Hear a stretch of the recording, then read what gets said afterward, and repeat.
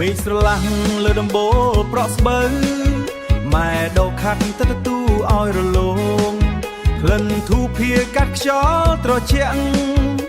សំពត់ហូរថ្មីបត់លើក្រែម៉ែញឹមយ៉ាងមានន័យតែទ្រូងខ្ញុំធ្ងន់ដូចដែកថែ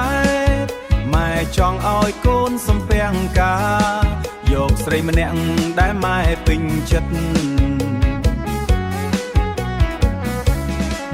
ភ្នែកនាងមានពណ៌ដូចទឹកសមុទ្រស្នាមញញឹមដូចផ្កាឈូករីកម៉ែថាវាជាសុភមង្គល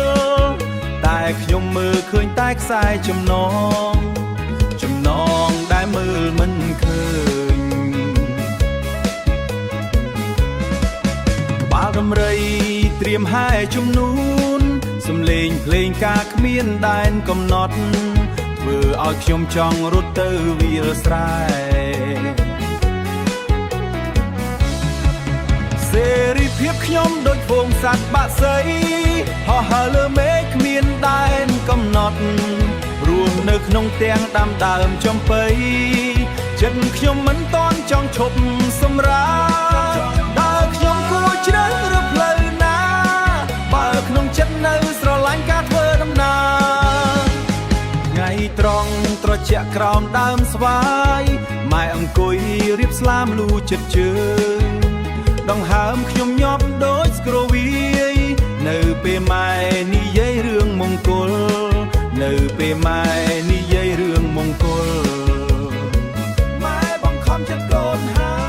យខ្ញុំមិនចង់ឃើញម៉ែស្រក់ទឹកភ្នែកតែខ្ញុំក៏មិនចង់បាត់ខ្លួនឯងក្នុងពិធីដែលខ្ញុំបាត់បង់ខ្លួនឯងក្នុងពិធីដែលខ្ញុំមិនប្រាថ្នា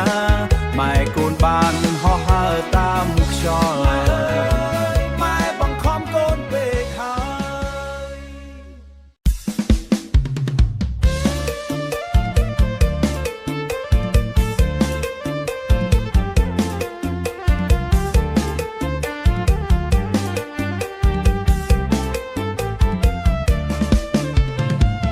មេឃស្រឡះលើដំបូលប្រក់ស្បូវម៉ែដោខាត់ទៅទូឲ្យរលោងក្លិនធូបភាកាត់ខ្យល់ត្រជាក់សំពត់ហូរថ្មីបត់លើក្រែម៉ែញឹមយ៉ាងមានន័យតែទ្រូងខ្ញុំធ្ងន់ដូចភ្នំរលំម៉ែចង់ឲ្យកូនសំពះការយកស្រីម្នាក់ដែលម៉ែពេញចិត្តរាល់ថ្ងៃខ្ញុំមានទុកជាទម្ងន់ម៉ែបង្ខំឲ្យយកប្រពន្ធតែរូបខ្ញុំមិនព្រមយកភ្នែកនាងមានពណ៌ដូចទឹកសមុទ្រស្នាមញញឹមដូចផ្កាឈូករីងតែខ្ញុំមើលឃើញតែខ្សែចំណងដែលមើលមិនឃើញក្បាលដំរីត្រៀមហែជំនូនសំលេងភ្លេងការបន្លឺក្អាយធ្វើឲ្យខ្ញុំចង់រត់ទៅវាលស្រែសេរីភាពខ្ញុំដូចហ្វូងសត្វបក្សីហោះហើរលើមេឃគ្មានដែនកំណត់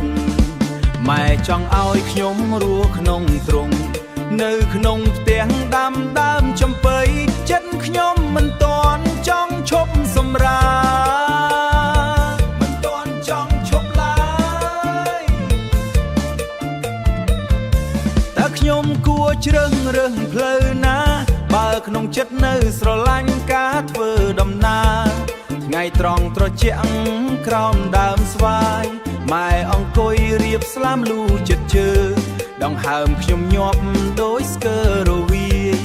នៅពេលម៉ែនិយាយរឿងមង្គលម៉ែបង្ខំចិត្តកូនអើយ